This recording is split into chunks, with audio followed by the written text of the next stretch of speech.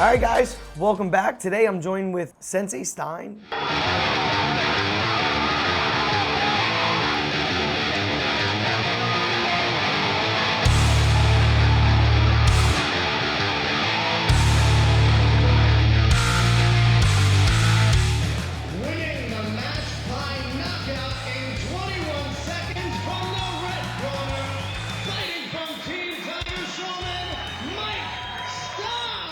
Sensei's the head instructor of our Rego Park location in Queens, correct? It's Queens? Yep. 4th-degree black belt. You've been training since when? 97. 97. So 25 years? About 25 years? Yeah, 25 years. How'd you get started with Tiger Schulmann, with martial arts in general? Well, first, there was a school in my town that closed, and then Tiger Schulmann took it over. And I had always wanted to train. I went to like some, dirty, stinky boxing gym where no one paid attention to me. Right. I'm just sitting there punching the bag by myself, and I'm like, this isn't gonna work. And I just kept riding my bike past the Tiger Schulmanns, and I saw what they were doing, kickboxing, grappling. I was like, that's what I want to do. So then it just so happened that Sensei Curran, who was the original owner and head instructor of the Hicksville Tiger Schulmann School, lived a few blocks from me. So I always known him as an older kid in the neighborhood.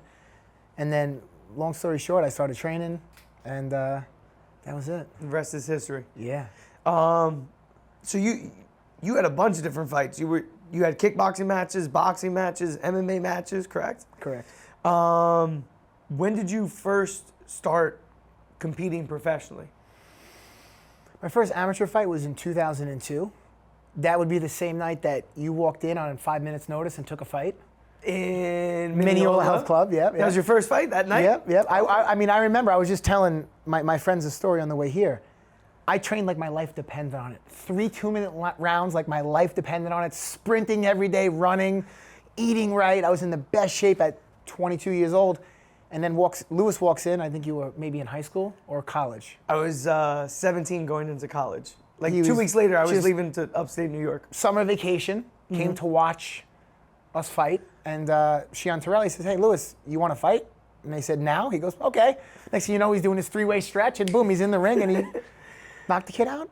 Yeah, third round. Mm-hmm. That was back then when they're like, okay, let's do a medical. You have a heart rate, breathe, in and out, cool. Where's your dad? And Shion was like, I'm his father.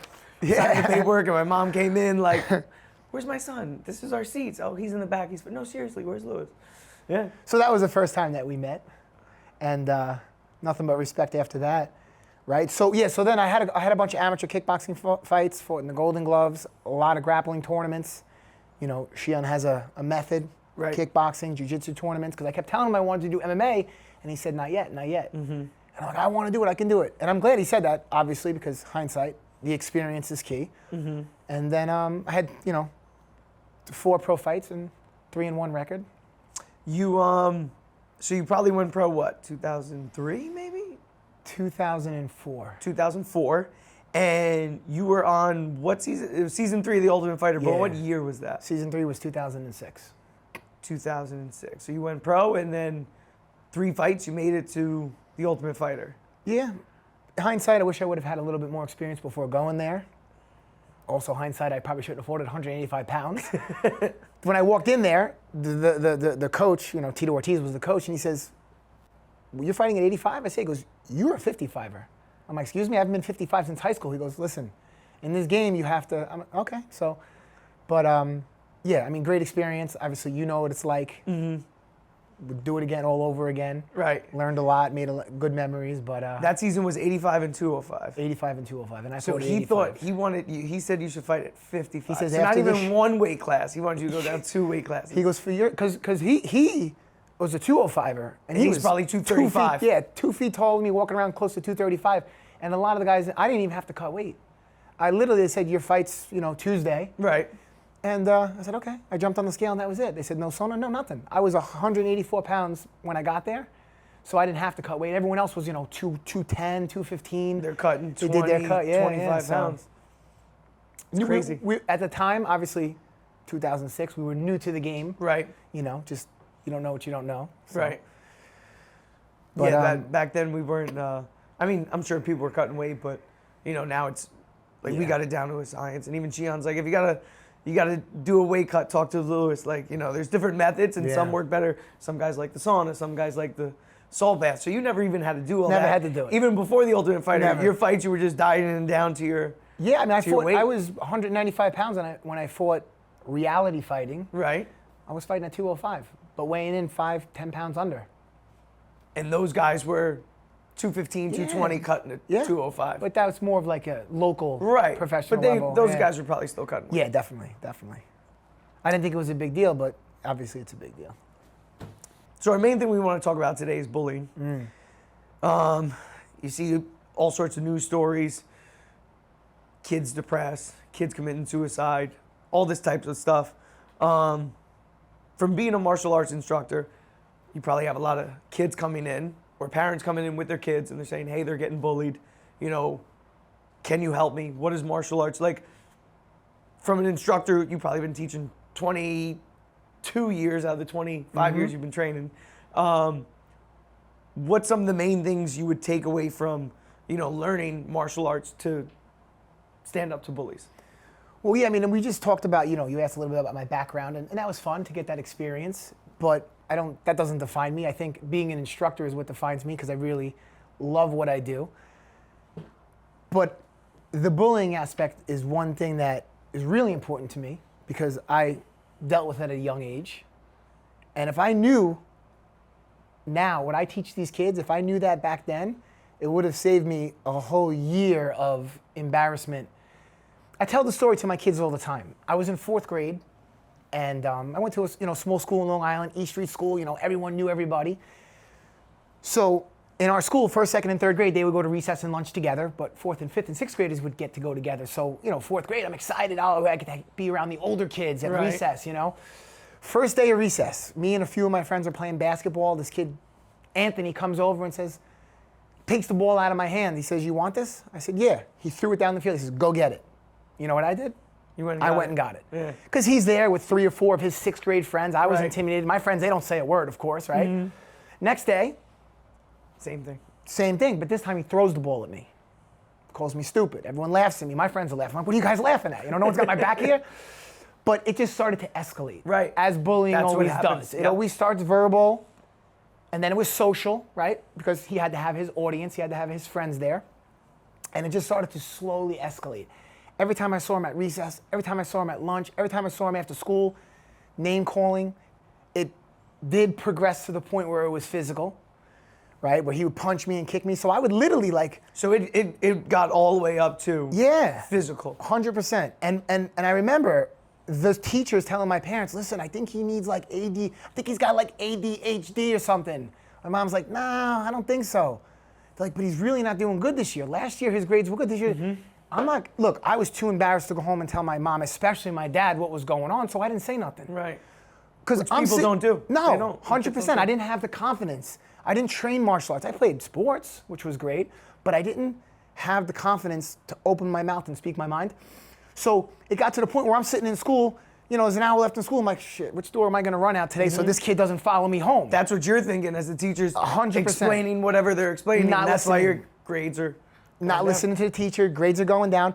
So it kind of came to a point one day where I was walking home, me and my friend John, and we're walking home like we always walk home, and I got snowballs flying past me. And I got Anthony and 5 of his friends chucking snowballs at us. I turn around, hits me right in the face. I'm crying. We both run. I get home, my dad's shoveling. He's like, what's the matter? I was like, well, nothing. He's like, you crying? I'm like, no, I'm not. He's like, yes, you were. I go, well, Anthony hit me with a snowball. He's like, who's Anthony? I'm like, this 6th grade. He's like, you gonna go punch him in his face? I'm like, what? I don't even know how to punch. I'm like, you know, I don't know what I was doing. The Tiger Cup punch. Yeah. We call it the Tiger Cup punch. So my mom's like, I'm gonna call the school. I'm like, Ma, don't, please, that's enough. I don't need to be embarrassed anymore. My dad's like, you need to fight him. My mom's like, no, you need to do this. Whatever. It was my dad, then he started to encourage me, listen, man, you need to stand up for yourself. So again, this is going on for like 2 report cards, because I remember I didn't do well on 2 report cards because of this. And then it got to the point one day where I'm sitting down, I remember it like it was yesterday. 4th grade, everyone has to line up in front of their classroom because it was raining outside. So I'm sitting down, he walks by, steps on my foot. He stepped on my 1989 military 4s. I wasn't having that, right? Because the first pair of Jordans I had to buy myself. So I said, I called him stupid or something like that. Turned around, pushes my head hits into the wall. You know those walls. concrete. Yeah, right away I start crying. And he's laughing with his friends. I don't know what came over me, but I got up, I ran at him, I started fighting. And I tell the kids, yeah, who do you think won? They're like, Sensei. I'm like, nope. I go, for every 1 punch I landed, he landed 10. He kicked my butt right in the hallway. And it lasted a total of 10 seconds. Right. Some computer teacher broke it up. Next thing you know, we're both in the principal's office. We're both crying. I'm crying, he's crying. We get 2 weeks, no recess. That was our punishment. So he sat on one end of the library, I sat on the other. 2 weeks later, I walk in recess. I'm like, oh, here we go. He walks up to me with his friends. I'm like, here we go. Again, my head's down. He hands me an envelope. In the envelope, I open it up. It's an invitation to his bumper bowling party at the bowling alley. I'm like, his parents probably made this has got to be. I'm like, this has got to be a joke. There's no way I'm gonna show up and be the only kid there. I get there. I was the only 4th grader at that 6th grader's party. After that, kid wants to be my friend. We became friends later on.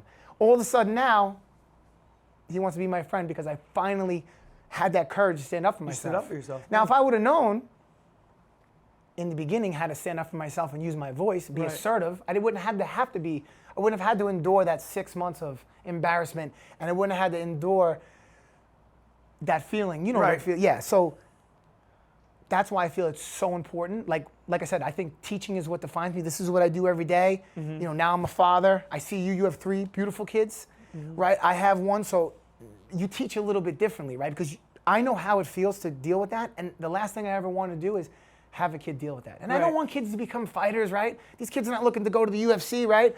But they need to know how to defend themselves. It's like swimming. If I throw my kid in the ocean and he doesn't know how to swim, he's going to drown. Yeah. If he goes to school and he doesn't know how to stand up for himself, I always tell the kids, be assertive, not aggressive. Your best weapon is your voice.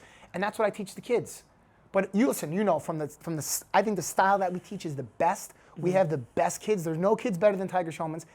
If it came down to it, they know how to defend themselves. We teach them how to punch and kick so they don't have to punch and kick. 100%. Because, you know, I've gotten kids in, the parents are like, well, I tell him to say something. I'm like, yeah, but he doesn't know how to fight. So what happens when he goes, listen, don't talk to me like that? And the kid goes, what are you going to do? Now he's like, you know, and now they get it. But if they know, like, I can kick your ass. You heard me the first time. No one talked. And like we teach the kids, the bullies aren't strong. They're not tough. They look for the quiet kids, the shy kids, the kids who aren't going to stand up for themselves. And like you said, you know, you tell the kids, like, Sensei fought back. Who do you think won? I got my butt kicked. But he didn't bother you anymore because they're not looking for a fight. Even if they're going to win, they're not looking for a fight. They're looking for the quiet kid or the shy kid. And, you know, I teach my students, I'm sure you do, we have to match the bully's level, right? So if they call you ugly, you might want to punch them in the face, but you can't because that makes you a bully. But you don't ignore him because what happens? What happened in your situation? Well, I threw the ball and he went and got it. Let me throw the ball at his face. Oh, he didn't do anything. Let me smack him in the back of the head, and it starts to escalate. You have to match it, and you match it at the same level. So if they're using words, use your words. But they can't use their words if they don't have the 100%. martial arts to, you know, fall back on in case it ever does get to that level. 100%. Because look, when I had a fight with this kid Anthony that lasted 10 seconds, I think he, like, you know, had like a red eye. I had like my arm was hurt. Went to the nurse's office. I was fine 2 days later. Right. But now you ask me about that story and I get all excited, right? I get it's that pain that from that 10-second fight lasted 2 or 3 days, but that emotional pain that I still think about to this day gets me all fired up. It's like I can remember it like you it's can't yesterday. get rid of it. I don't remember what I had for lunch, but I do remember that entire situation and exactly how it played out, and exactly the way bullying is exactly how it happened. It's the same now as it was 20, 30 years ago. When we do a bully seminar, I'll call one of the dads up, and I usually have a gallon of water that I'm drinking, or Christian does, and I'll have the dad hold it. I'm like, okay, I want you to hold that out. And I ask the kids and the adults in the bully seminar, you know, like, how heavy is it? Oh, 3 pounds, 5 pounds, 12 pounds, 15 pounds. And it's never an adult. It's always a kid who figures it out. They're like, it depends how long he has to hold it.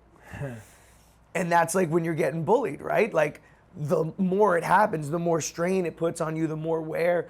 And like you said, you got bullied in 4th grade. If you didn't do anything about it, you would have got bullied in 5th grade. 100%. You would have got bullied in 6th grade. All those kids go to the high school. Some of the kids are in the same one. They go, oh, this kid's an easy target. You get bullied. And you start to get this mentality like, okay, this is my place in the world. People walk all over me, and this is how I'm treated. That's why it's important to nip in the butt in the beginning and stop it before it gets to that, you know, gets to that level. Unfortunately, sometimes fighting does solve everything. and I've had that happen a couple times too. But, you know, for the most part, it's just, you know, the way you speak. It's the way you handle yourself. The way you look at the person, eye the contact, the turn of your voice, all that posture, stuff. yep. Yeah. And I tell kids to practice that too when I teach the classes. I'm like, you can't just teach how to punch and kick. I said, what if a kid does call you a name? What are you gonna say? How are you gonna look? Stop it! Don't. You gotta practice. These You gotta things. practice the same way we punch and kick on the bag. Yep. You gotta practice. And I joke around with the kids. I go home and have mom and dad call you names. They'll think it's fun. Right. Like, you're smelly. Don't talk to me like that. Well, you don't sound strong. Don't talk to me like, oh, but you're looking down. Why are you looking at my feet? You gotta look me in the eyes, right? Yeah. And you. Like an actor rehearsing their lines. Yes.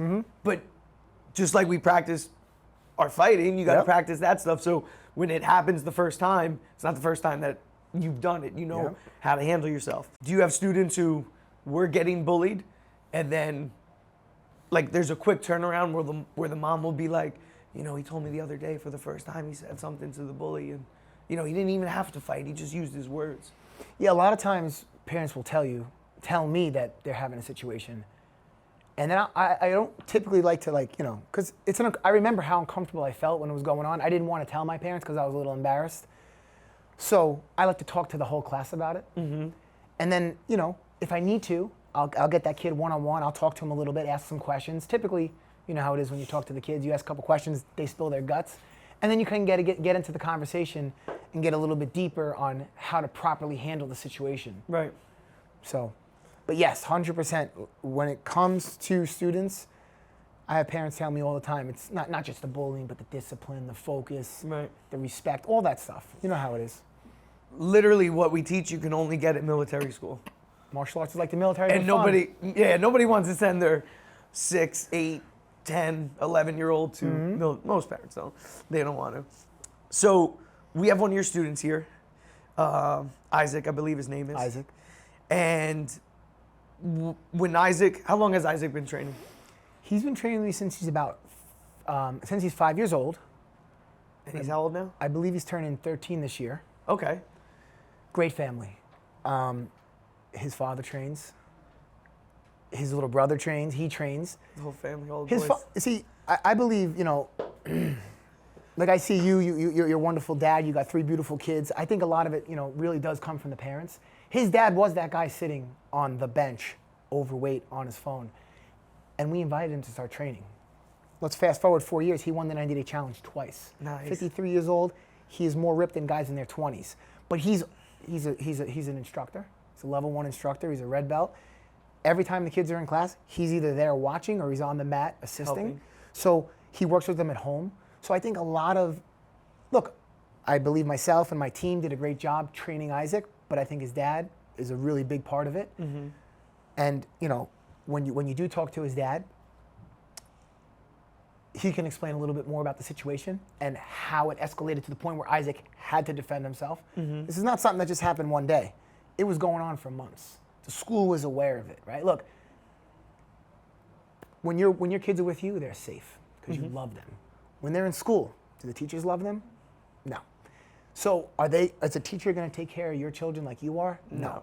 So they did their best to try to avoid this situation. Right. But unfortunately, the school did not do their job. Private school, very good private school, did not do their job. And unfortunately, Isaac had to defend himself. He had to put an end to the situation. Right. But there's a lot that goes into the story, and I would like them to tell you a little bit about it. Right. Because Isaac does have diabetes, and that's how the bullying started. And it escalated from there. I recently had a student who was getting bullied at like soccer camp or something. And the mom had told me, about the situation and it had gotten physical where these kids were pushing him and stuff. And I told the kid what he has to do. And, if he puts his hands on you, you got to hit him. And mommy's going to go in and she's going to tell the counselors, listen, this has been going on for the past 2 weeks. He's got a week left of camp. I'm not pulling my kid out and losing the money. You're not doing your job. So if this happens again, he's going to hit him back. I want you to know that. So I'm like, you're going to get in trouble. They'll probably tell you shouldn't have. Mommy teaches you right from wrong, not your camp counselors. They're obviously not doing what they're supposed to do because they're not looking out for you and this is happening when they're around or their back is turned. So mommy's going to let them know, hey, this is going on. My son's going to handle it if you don't make sure this stops, he's going to take care of it this way. Fair warning. And that last week, nothing happened because the counselors were all over it. Because they knew, like, he knows how to fight. He's gonna hit him, and it's gonna hurt him.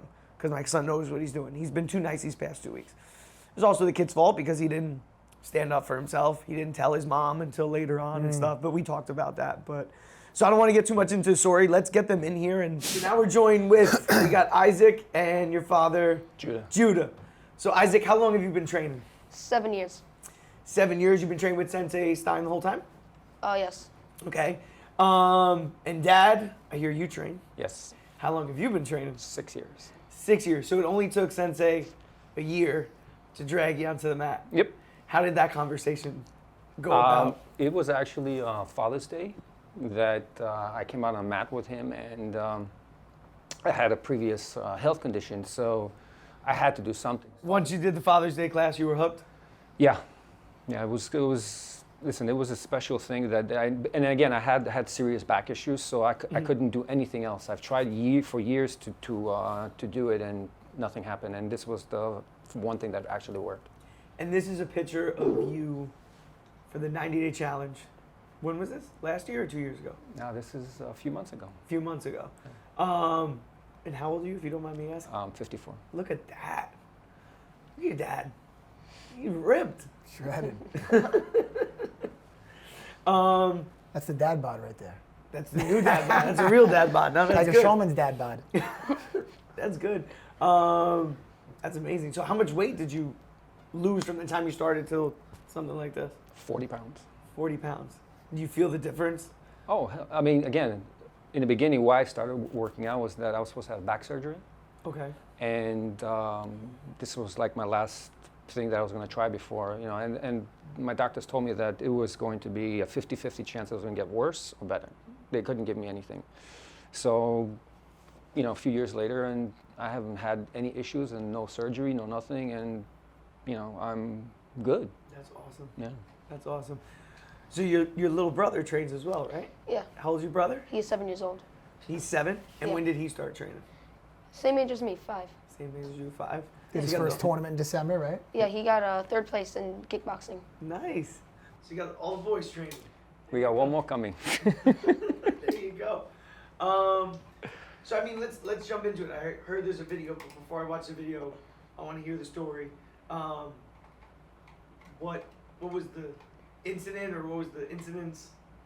All right, so what happened was there was I got on the bus to school, right? And then there's a couple kids that pick on me, right? So at first, you know, it wasn't really much. They were just picking, you know, it's nonsense. But then in December, I got diabetes, and they used that to start making fun of me. It started to get a lot more hurtful because, you know, they're picking on a health condition. And at first, I was much more sensitive to it. So then, one day right before the weekend, we got into a little bit of a scuffle, and then he threatened me to a fight, to meet him at a park on that Sunday. So I asked my dad, can I go? He's like, no, of course not. So that Monday, after the weekend, he threatened me, I'm gonna beat you up, meet me at the park after school. I'm like, all right, I was fed up with it because I just wanted him to stop doing it. So I went, and what happened on the video is what happened. So you said in December you were diagnosed with diabetes. Yes. Is that the? Yeah, that tells my blood sugar. So he used that as something to make fun of you about? Yes.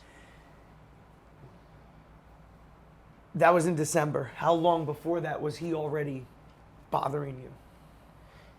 Like already, like in February, he started making fun of me. So the year before. So you got diagnosed in December. Yes. What grade were you in? I was in 7th. 7th grade. Yeah. In the beginning of 7th grade, did he start teasing you? Or did it start in December when you got that? In December when I was ready. When you got that? Yeah. And what type of things was it? Was it just, like at first, was it just name calling? Was it teasing? Was he shoving you? No, it was like name calling. It was teasing me. And what would you do? What? Like when it first happened? He texts me all the time. Okay, like he said, I tried to talk to my parents about it, and then also, like Sensei taught me to. I told him, hey, don't talk to me like that, right? It worked for a little bit, but then He just kept pushing the worked issue. for a couple of days. I even tried to talk to my principal, but they'd stop for like 1 or 2 days and then they would continue. And from the name calling, the teasing, what was the net? Was he pushing you? Was he tripping you on the school bus? Did it start to get worse? Right before that, he was throwing food at me on the bus. Right, so. And Dad, you went in, you talked to the principal, the teacher. We really take this, the sort of like using violence seriously, so we try to really talk him talk him through it and stuff like that, not to be so sensitive and stuff like that, but, and everything we try to do to try to get him away from these sort of conflicts, it didn't work, it really didn't. I mean, this went on for months, and so whatever happened right before, during that weekend, that was already beyond our control because that was in school, And like he said, the principals supposedly talked to these kids and this one specific kid, and it worked when the teachers weren't around. It's right behind their backs. This was just going on. They do it when the teacher's not around. They're not going to get caught. Right. They're smart. Yeah, they're smart, Yeah. and they use a sort of language that provokes him and stuff like that to push it further and further, where, if he uses violence, he's the one who's getting in trouble because they're going to think he's thin-skinned or he's not, he's too sensitive and stuff like that.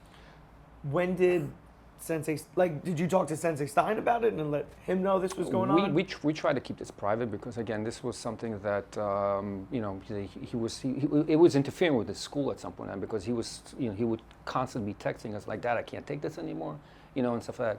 And I mean, this is one of the reasons why I took him to Tiger Schulmann's because one of the reason why he went to Tiger Schulmann's is when he was 5 years old, he was being bullied. That was the first incident when I walked in, right? And it was an after-school program, and this big kid was like bouncing on him, stuff like that. So he was like, I could see he was like in tears. The kid wasn't really beating him up, but he was in tears. He was like kind of holding it back, So on the way out, I'm like, what's going on? And he started just bawling, crying, that the kid was, like all over him and he couldn't do anything. I said, okay, so let's do something about it. You want to learn how to protect yourself. And that's when we ended up in Tiger Schulmann's with Sensei. So at what point did you tell Sensei about, there's a video I'm going to watch. Did he find out about the whole situation after the video or before then? This was after. This was after Right. the video.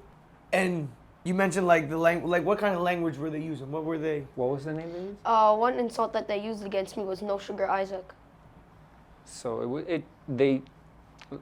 when they really pick at him and stuff like that was one thing, but then they started going after his diabetes. They started to really try to point kind of stuff like that.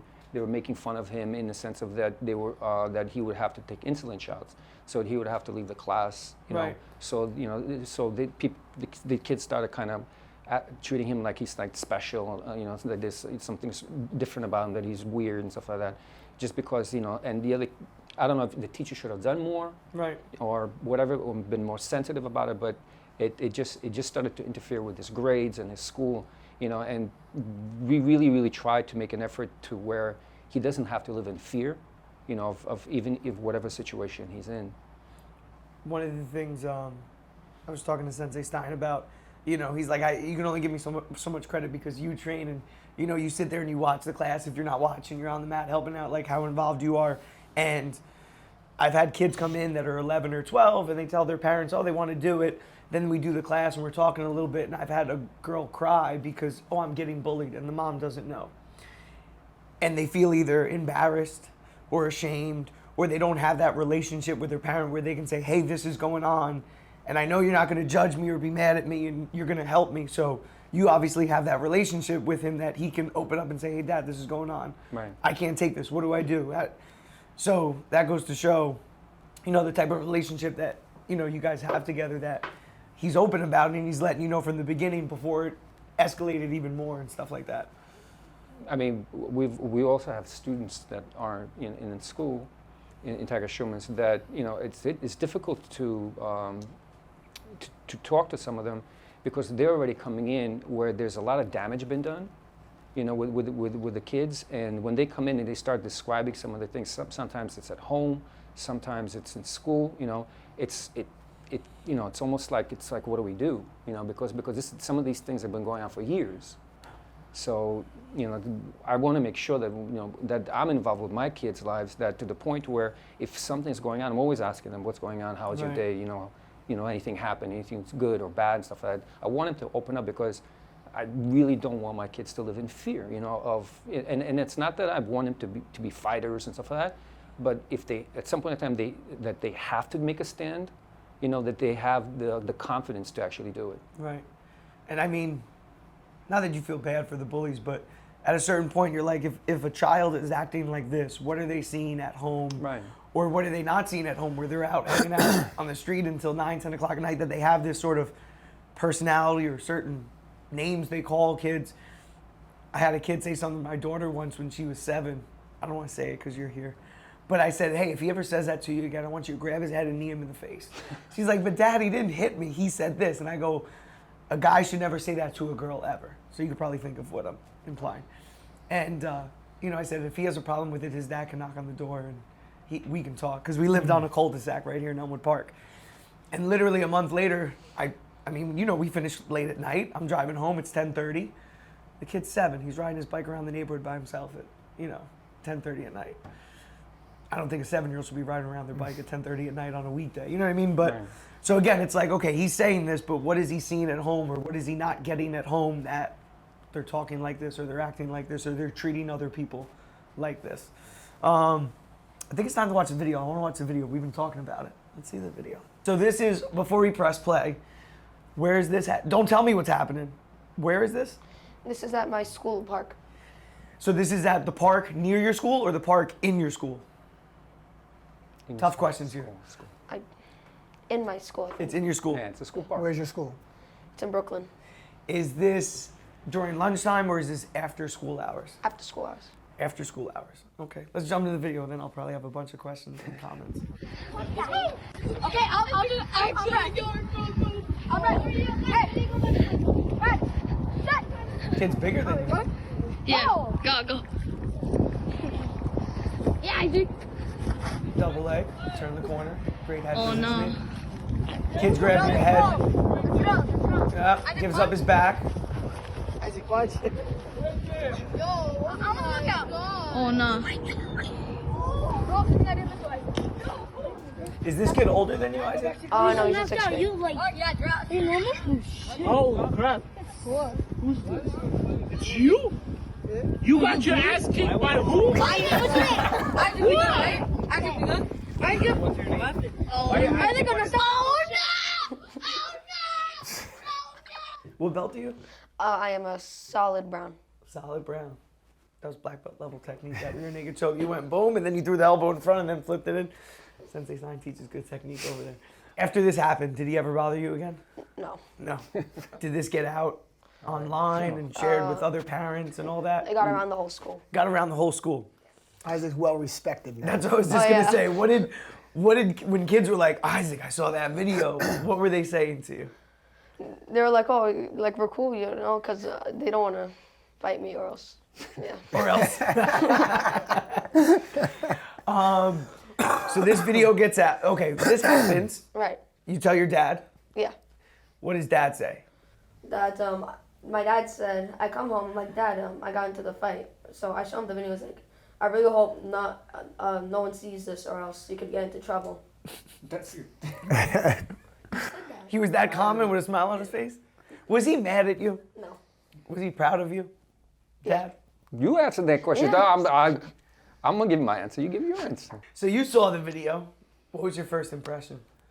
This is what we've been, training for. I mean, listen, I was extremely proud of him, because listen, I mean, I really hope that it wouldn't come to that, but the fact, like I said, that he got to a point that he couldn't take it anymore, is something that, he again, he did really well. I mean, a lot of people were freaked out. I mean, the school went nuts, right? Because these are like normal people who don't know jiu-jitsu or anything like that. Right.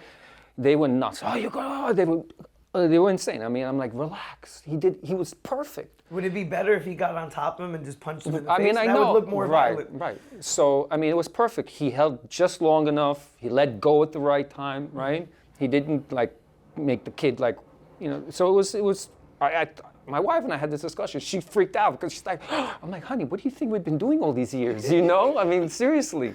So, when he did this, I'm like, look, this is perfect. She's like, how could this be perfect? I'm like, it's perfect because he could have held on and been like hurt him. Right. This is perfect. He let go. He rolled him over. He said he was perfect, and he walked away. Because I've seen other videos where the kids hit. Right. They choke the kid out and they pound on the kid. pounding. Right. So he did great. And as his instructor, I would think that's the best case scenario. Because look, he's only 12, but he trains in my teenager adult class. He's been training for 7 years. He can hit hard. He's fought in the tournament plenty of times. I put him against teenagers. The kid can hit. He's got solid punches. So I can only imagine if he would have threw a couple punches and hit the kid in the nose or the jaw, it would have been a mess. So If he took his back and then started pounding 100%. on him, it would have. That looks worse. this was the best case scenario that could have happened to that He kid. didn't throw a single punch, and he Yep. controlled him the whole time. Exactly. Beautiful double leg, took his back. And again, the way you hook behind the shoulder, beautiful technique. So what happened with, you said the school started and they were freaking out. Did they threaten him with kicking him out? Yes. And what did you say? So I had a discussion with him. I asked him if he wanted to stay in the school because I knew I was going to. Of course he does. He's a hero in this. No. But because I knew I was going to go to speak to the principal, and I kind of knew where the conversation was going to go. So if he would have told me he didn't mind leaving, I would have a more honest discussion with the principal. But since he wanted to stay in the school, I kind of had to concede certain things that that we would. How can I say that the principal basically said from now on he's going to be treated as a weapon. Not bad. Okay, his hands are going to be considered as weapons, and if that's the case, that the next time if something happens, he can get into some serious trouble. So like I said, we've taken this seriously, So it's something that we had a discussion with him about, how to deal with certain situations, how to try to confront bullying and stuff like that in every aspect. And again, I really hope this will be like the last resort. So the school probably only cares because they got this on video. But what if they had the videos of you getting pushed around and teased and stuff like that? Then they don't care? They don't do anything. The principal basically told me that you could basically say whatever you want, but the moment that there's a confrontation or violence, that's the only way that they really seriously get involved.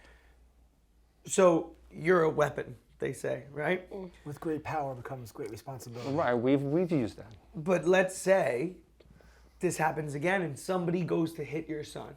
Like, did you ask him, so he gets punched in the face, is he allowed to defend himself? Or does he have to run to the teacher or crawl into a ball and say, someone help me? You know what I mean? Like, he's absolutely allowed to use equal aggression. Equal aggression. Right, absolutely, without a doubt. And the principal's, that's what I'm saying, like the principal. At that point in time, I don't care what anybody says. Well, that's true. I don't care because again, I don't want, like I said, I don't want my kids to live in fear. You know what I mean? It's like I don't encourage violence. I don't encourage him to fight. This is not what he's going to Tiger Schulmann's. He's not learning to fight and then go out and just beat people up, right? He has the ability now to defend himself, right? And one of the things that I told him, 3 things that when we joined Tiger Schulmann's, that number 1, that he learns how to defend himself. Number 2, if he's good enough to get to the tournament, that I'm going to encourage him and do the best of my abilities to get him like a gold medal, because once you win that medal, it boosts your ego and self-esteem. And 3, I wanted to have the longevity to be able to reach his black belt division, and then after that, he's on his own. He does whatever he wants after that. That's good. I was just asking when you said, like, I don't care what the school says, just to show, like, they have this, a 0 tolerance policy. So somebody punches your kid in the face and then he hits him back, they both get in the same amount of trouble. You're walking down the street, somebody attacks you, you're allowed to beat the crap out of them. It's self-defense, right? You don't equally get in trouble. You were attacked.